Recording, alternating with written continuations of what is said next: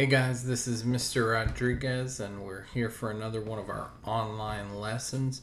Um, I want to say that we will be doing these lessons, if you haven't been reading on the news or checking the newspapers, for the rest of the school year. So again, contact me if you have questions about things. We'll be doing our Zooms weekly, 2 or 3 times a week, 2 or 3 days out of the week anyway, to make sure you have these questions a couple times on those days. So just reach out if you have questions. We're going to start by talking about getting used to reading Shakespeare. So we're going to be doing Romeo and Juliet virtually this year. So there are a bunch of resources I posted on Edsby. You should be, look through those. There's some great stuff there for you. We're going to be getting a feel for his style. Before we get too far into the play, we're going to do that by reading a poem first and then reading the prologue to the play. We're going to be going over some information to get you used to the ideas of the play and the language and how the wording is to get you familiar with it. So let's talk about some subtle changes over time. The way we say things have changed. I mean, you might find that your parents' slang doesn't mean the same thing to you because nobody says that anymore. Well, Shakespeare had some words that 400 years ago people said and they don't say anymore. So it is still modern English. I did post an article on Edsby if you wanted to read up about the differences. It's just for some interesting reading. So words like thee and thou are you, and thy and thine is your, and hath is has, and art is are, and wilt and wouldst is will and would, an is if, I is yes. Then we have would is wish, alas is unfortunately, tis is it is, merry is really, and canst, didst, hast, and doth is can, did, had, and does. So those are some basic ones just to not trip yourself up on things that you'll be seeing a lot. So let's talk about a sonnet first. We've done this in class before, so this should not be completely unfamiliar to you.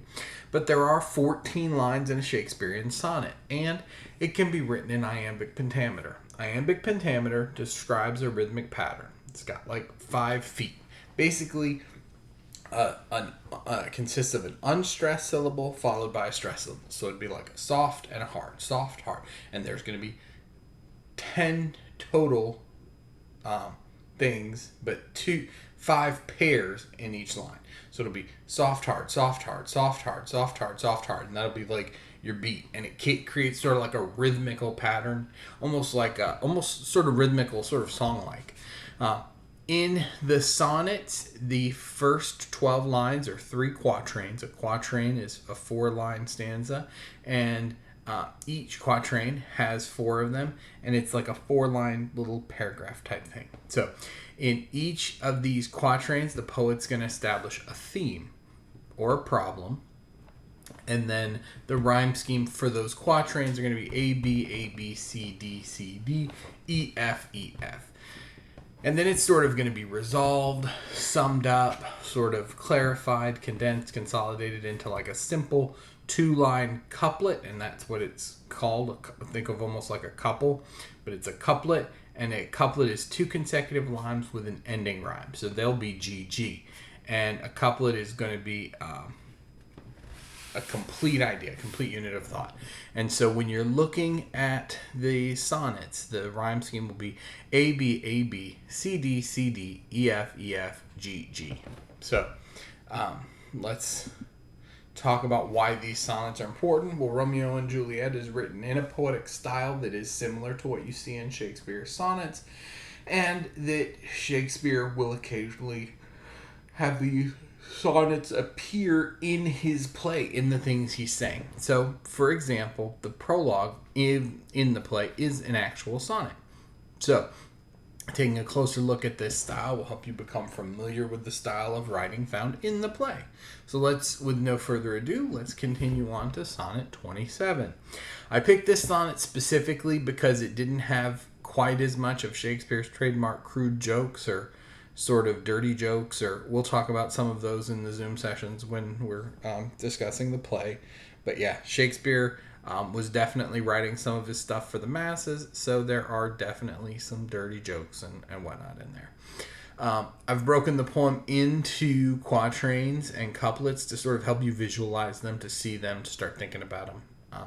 So we're going to talk about each quatrain separately, and then we're going to take a moment to talk about the couplet together. I'm not going to really explain the answers to you. I really want you to try and figure this out, but we will talk. I will read the poem to you, and then we'll talk sort of a little bit about it. But this should be a fairly straightforward poem. Weary with toil, I haste me to my bed. The dear repose for limbs with travel tired, but then begins a journey in my head to work my mind when mind's work's expired.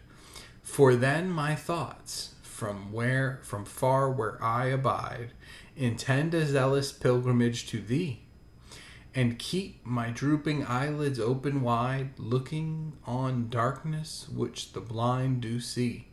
Save that my soul's imaginary sight presents thy shadow to my sightless view, which, like a jewel hung on ghastly night, makes the black night beauteous as her old face new. Lo thus, by day my limbs, by night my mind, for thee and for myself no quiet find. So, hopefully you see that the overall image in this poem is about someone's working hard, but they're separated from their loved ones. And that separation leads him in his time that he's not working hard to thinking about his loved one. So, in the first line of the quatrain, what does the lyrical voice explain about the situation? Maybe you got some hints on that. Based on the metaphors found in quatrain 2, what is the man doing? What is he doing in this particular stanza here? And then we look at quatrain 3, and it says, what is the speaker comparing to the woman? So what is he thinking about when he's referring to this woman? And so what is the overall idea, overarching idea presented in the poem? And this is sort of summed up here. So you should definitely be able to get that figured out, but you probably want to pause now so you can jot down some of those answers, save yourself from getting to the end of the video. So now we're going to take a closer look at the prologue. So this is the prologue of Romeo and Juliet by William Shakespeare. A prologue is an opening speech given to sort of orient the audience. Now, something for you to keep in mind. People going to Shakespeare they obviously bought tickets to see this play, but the prologue is sort of like a movie trailer meets just in case you haven't watched this already, because plays didn't come out so often that there was a new play, or like when we go to the movies, there's 3, 4, 5 movies new over the especially in the summer, they might have 4 or 5 new movies each week. So the idea that you were going in to see something you had no idea about wasn't necessarily true. So they have this prologue to sort of give you the heads up of what's going on, and I do have the rhyme scheme marked off to the side to help you out. I'm going to read it to you, but basically this is giving you the entire plot of this play. So hint, this is Spoilerville. So it's full of spoilers here. So, 2 households both alike in dignity, in fair Verona, where we lay our scene, from ancient grudge break to new mutiny, where civil blood makes civil hands unclean.